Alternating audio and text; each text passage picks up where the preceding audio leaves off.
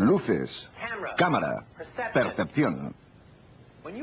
Cuando era pequeño y le fastidiaba a algún chico mayor, ¿no deseaba poder crecer de repente?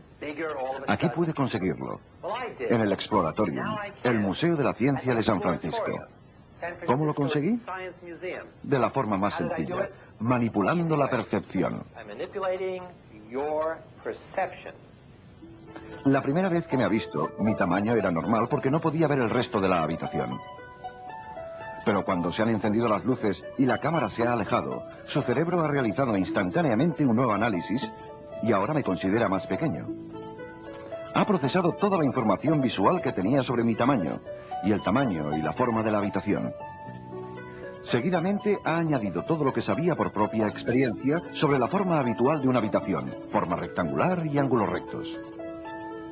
Por lo tanto, cuando aparezco dentro de este espacio, su cerebro se convence de que me estoy volviendo increíblemente grande, ya que no encuentra otra explicación perceptual. Se convence incluso aunque sea ilógico.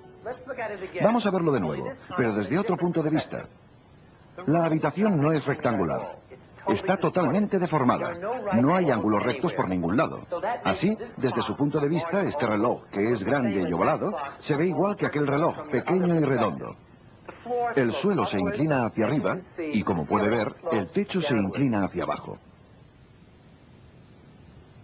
Aunque lo parezca, no estoy creciendo en absoluto. En realidad, percibe erróneamente mi tamaño, ya que cree que estoy a la misma distancia cuando estoy aquí o cuando estoy allí. Pero en realidad, estoy al doble de distancia. Desde luego es más divertido experimentar este tipo de percepciones erróneas, pero lo cierto es que nuestra percepción normalmente es muy precisa. Debe serlo. No podríamos sobrevivir si no fuese así. La percepción es nuestra forma de relacionarnos con nuestro entorno, de descubrir lo que está ocurriendo fuera de nuestro cuerpo y de nuestro cerebro. Todas las especies han desarrollado un aparato sensorial especial para recoger la información esencial para su supervivencia. Las águilas y otros pájaros de presa tienen una visión asombrosamente precisa.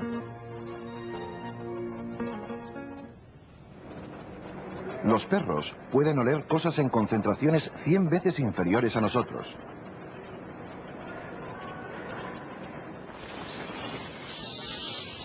Y los murciélagos disponen de un sonar capaz de rastrear y capturar insectos pequeños y de rápidos movimientos. Los psicólogos estudian todos los procesos sensoriales, oído, olfato, gusto, etc. Pero su enfoque principal, igual que el nuestro, es la percepción visual. Nuestra capacidad sensorial habitualmente se mide a través del umbral absoluto. Es el nivel más débil de un estímulo que podemos detectar con precisión, al menos la mitad de las veces que se nos presenta. Veamos alguno de los umbrales del ser humano.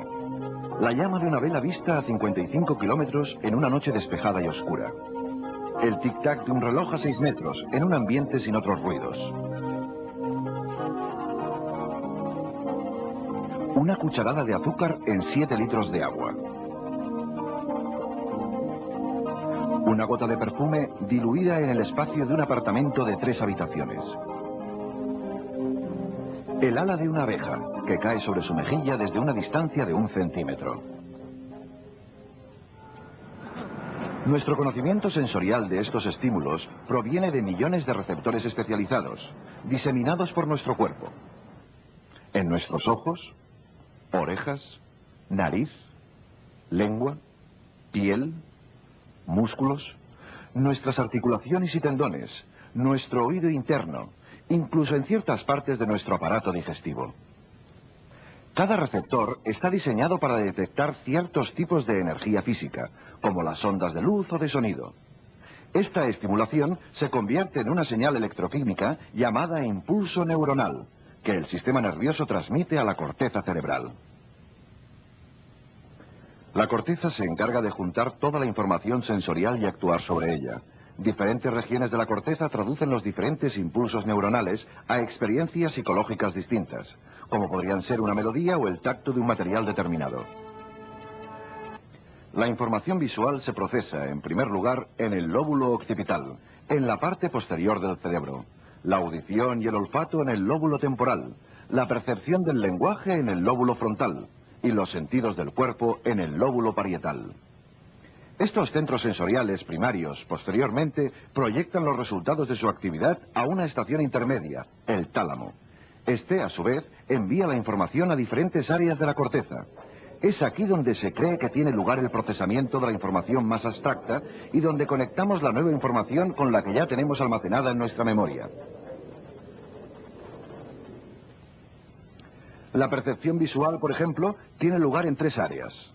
En la retina, situada en la parte posterior del ojo, en las vías ópticas del cerebro y en la parte de la corteza responsable del procesamiento, la corteza visual, situada en la parte posterior del cerebro.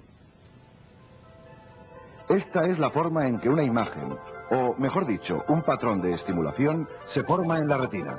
Está boca abajo, plano, distorsionado, lleno de agujeros, desenfocado y oscurecido por los vasos sanguíneos. Parece sorprendente que podamos ver tan bien como lo hacemos. Recordemos que la función de toda percepción es determinar qué es el objeto real en el entorno. Otro término para este objeto es el estímulo distal, es decir, el objeto de ahí fuera. Para poder determinar lo que es, el único camino es utilizando la información derivada de la estimulación del objeto en un sensor receptor del cuerpo. Esta estimulación se llama estímulo proximal, y en este caso es la imagen que se forma en la retina. En este punto, el cerebro solamente conoce la imagen y ahora tiene que descubrir la naturaleza verdadera del objeto o estímulo distal. Aquí es donde el cerebro demuestra todo su potencial. Debe eliminar las señales confusas, rellenar los espacios, darles 3 dimensiones, enderezar la imagen boca abajo y darle perspectiva. Estas transformaciones ocurren continuamente y de forma instantánea. David Hubel y Thorsten Wiesel fueron galardonados con el premio Nobel al conseguir trazar el mapa de reacción de las células receptoras a lo largo de las vías ópticas de un primate, desde la retina hasta la corteza.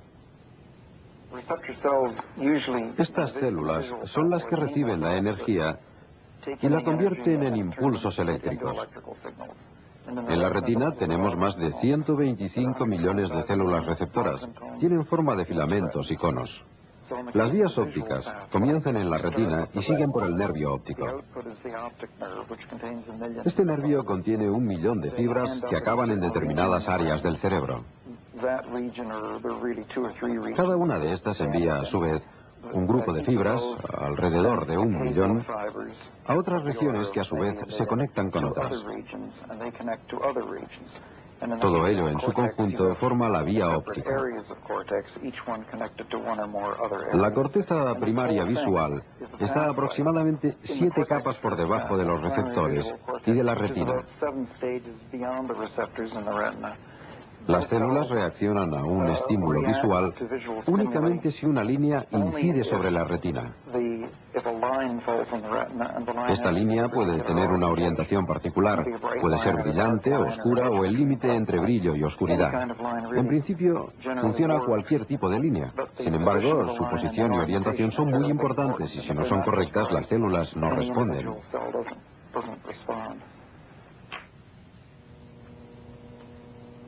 Siguiendo esta base experimental, una línea vertical brillante estimula un pequeño número de neuronas en la corteza visual de un gato.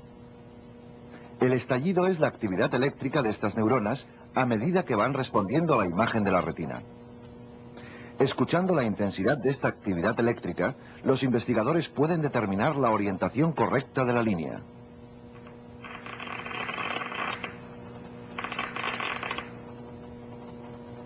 Cuando la línea cambia a una posición diagonal u horizontal, la cantidad de estimulación disminuye drásticamente. Estamos en la primera etapa de nuestra investigación. No sabemos cómo somos capaces de reconocer una cara. Sabemos cuál es la zona aproximada del cerebro donde esto ocurre. Sin embargo, no tenemos la menor idea de lo que ocurre a nivel celular. Para problemas más elementales, para los primeros procesos visuales, sí tenemos un buen conocimiento de lo que ocurre en los primeros pasos. Estamos solo al principio. Misha Pavel, de la Universidad de Stanford, está estudiando las etapas sucesivas del procesamiento de información que tienen lugar continuamente a medida que percibimos lo que ocurre en el mundo exterior. Usando gráficos de ordenador, ha demostrado cómo el sistema visual fragmenta la estimulación visual en millones de bits de información y los reagrupa en una imagen coherente que podemos reconocer. El hecho de ver parece a priori una actividad tan fácil que cuesta imaginarse todas las dificultades y complejidades involucradas en él. Solo al intentar construir un robot que pueda ver y reconocer objetos, nos podemos dar cuenta de lo complicado que esto resulta. Las personas deben realizar una cantidad tremenda de procesos para poder ver imágenes e interpretarlas. Esta es la imagen de un gato tal y como la ve nuestro ojo y nuestro cerebro. Observemos los procesos que debe llevar a cabo el sistema visual para permitirnos ver esta imagen. Cuando la luz llega a la retina, la imagen está ligeramente desenfocada por los ópticos del ojo. Después, se rompe en millones de pequeños fragmentos. Cada receptor ve una parte minúscula de la imagen original y mide su brillo. Distintos receptores de la retina son sensibles a los diferentes colores de la luz y responden a la cantidad de ese color que ven. Para descubrir objetos, el sistema visual busca los límites relevantes. Utiliza neuronas que detectan bordes y líneas, cuyas características han sido investigadas por Hugel y Weissel. Aquí se pueden ver los resultados de los detectores de bordes, rojo, verde y azul. Mire los bordes azules. Es difícil creer que allí hay un gato. Ahora me gustaría enseñarles el tipo de información que usa el cerebro para que estas imágenes desordenadas tengan sentido. El cerebro parece buscar constancia y simplicidad.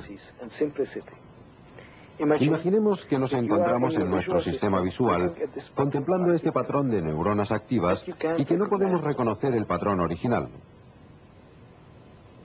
Ahora sí podemos verlo, y ya que todos los puntos en la imagen del gato se mueven a la vez. Este es un ejemplo de cómo el cerebro utiliza la rigidez para reconocer objetos en movimiento. La percepción ambigua del movimiento puede destruir la percepción de rigidez. En este caso, tenemos un objeto rígido rotatorio, un cuadrado. Cuando las esquinas desaparecen de la vista, el cuadrado parece reducirse de tamaño.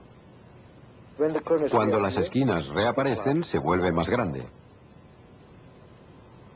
Otro ejemplo. Creíamos que el cuadrado pierde su rigidez debido a que las neuronas visuales, en cada situación, solo pueden ver una proporción pequeña de la imagen completa y por lo tanto no pueden percibir con precisión la dirección de las partes móviles del objeto. Si giramos la cruz, recuperamos la sensación de rigidez del cuadrado. Comparemos simultáneamente estas dos situaciones. La conclusión es que el movimiento del cuadrado es necesario para perder la rigidez.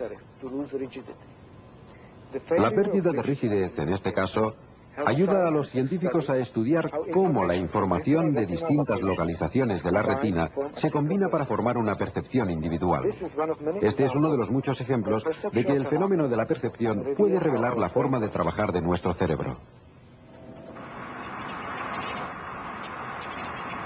El cerebro tiene que tomar infinidad de decisiones perceptuales en cada instante. Debe calcular las relaciones de tamaño y distancia, determinar dónde existen límites y bordes, distinguir las figuras de los fondos, acercarnos hacia los objetos que queremos y alejarnos de objetos que necesitamos evitar. Muchas de estas decisiones perceptuales se toman sin un conocimiento consciente del proceso implicado. El cerebro está automáticamente procesando la realimentación sensorial y guiando al cuerpo para que ejecute las tareas necesarias.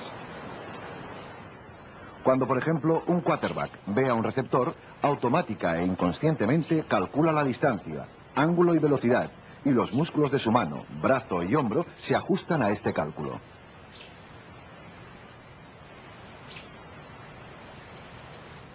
Pero, ¿qué ocurre si distorsionamos su percepción del receptor del balón? Estas gafas desplazarán su campo visual 20 grados.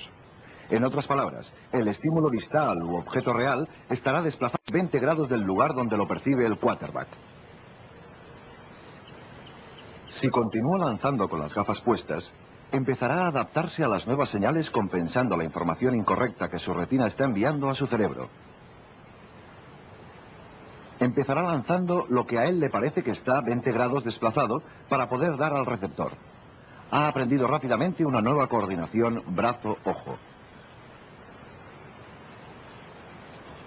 Volvamos a normalizar su visión y volverá a fallar otra vez, en la dirección opuesta. Aunque su retina está ahora enviando información correcta sobre la verdadera localización del objetivo, su cerebro no se ha ajustado a la nueva información. Sigue compensando la corrección previa de los movimientos de su mano y brazo.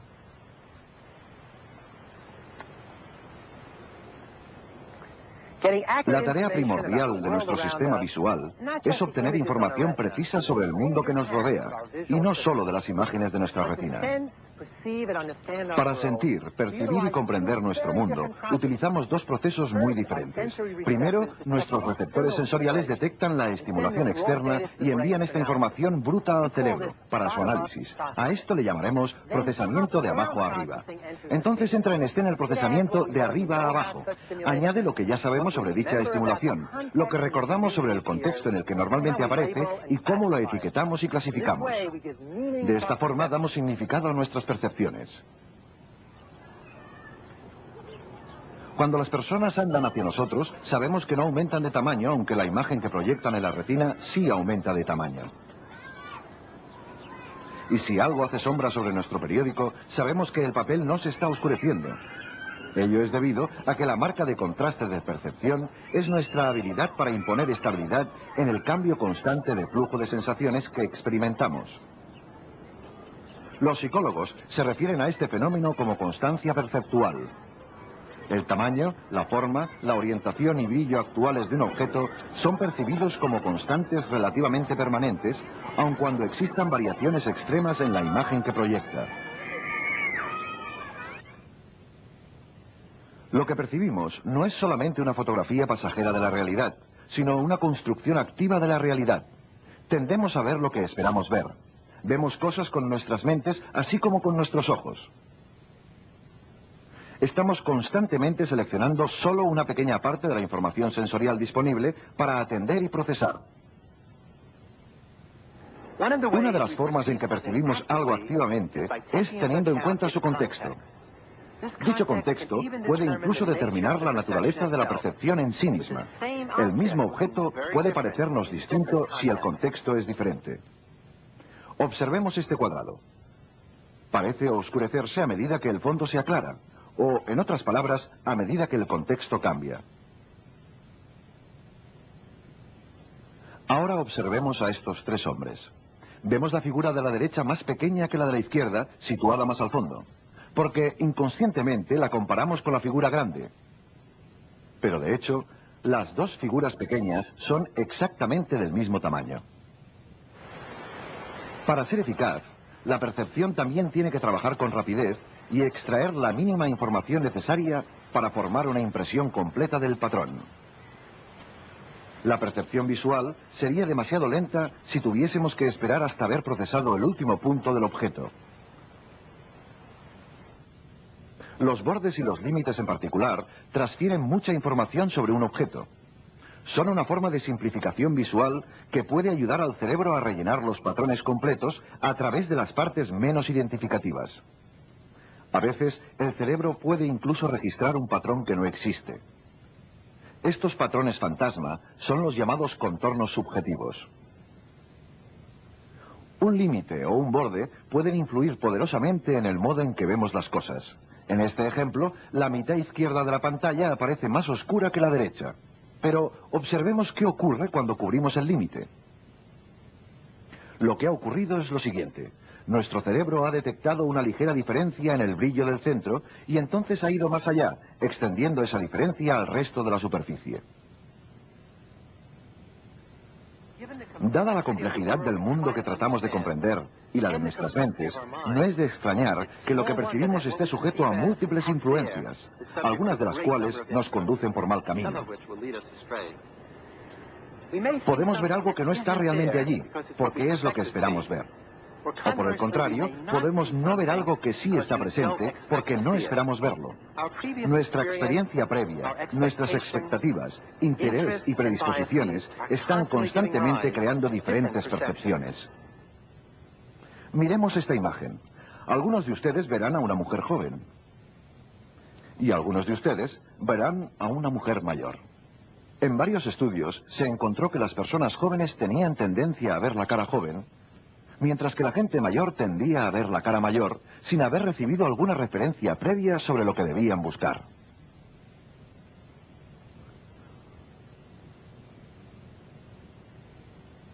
Otro ejemplo, conocido como la ilusión del hombre rata. Intenten identificar cada dibujo tan pronto como lo vean.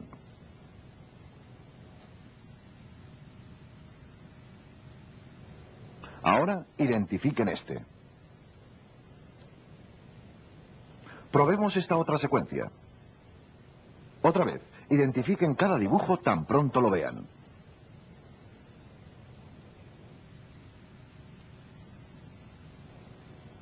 Ahora, ¿qué tal con este? En varios estudios se encontró que la primera serie de dibujos de animales llevaba a la mayor parte de sujetos a identificar esta imagen como una rata. Pero cuando otros sujetos veían el dibujo de la gente, lo identificaban con un hombre mayor con gafas. Sus experiencias anteriores crearon muy distintas formas de mirar al mismo estímulo distal.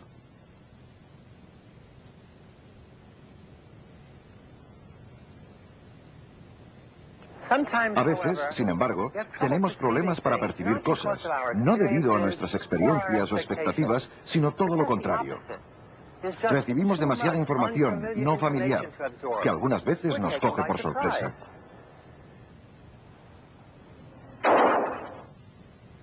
Esto es lo que les puede ocurrir a los testigos oculares de un hecho fuera de lo normal. Observen de nuevo este simulacro de robo e intenten decir quién hizo qué.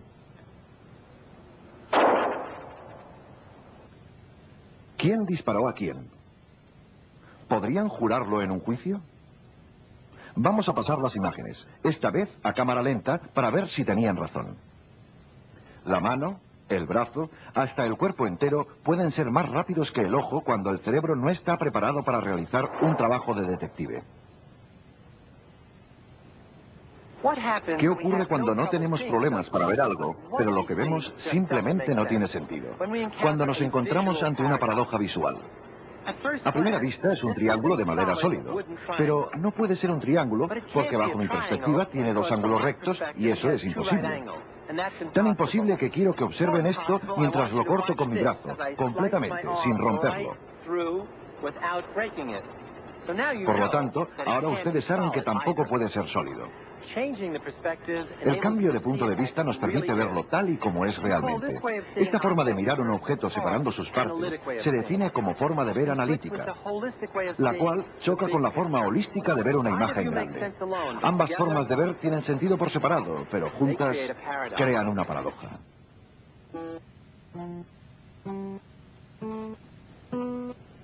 En estas imágenes de una pelota botando, la escalera parece no tener fin.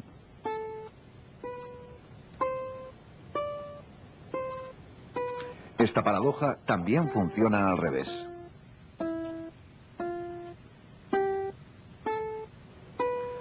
Aunque nuestros sentidos nos ponen en contacto con el mundo que nos rodea, es nuestro cerebro, trabajando con experiencias anteriores, el que nos dice si algo es imposible o posible, organizando nuestras percepciones y diciéndonos lo que hay allí fuera y lo que debemos pensar sobre ello.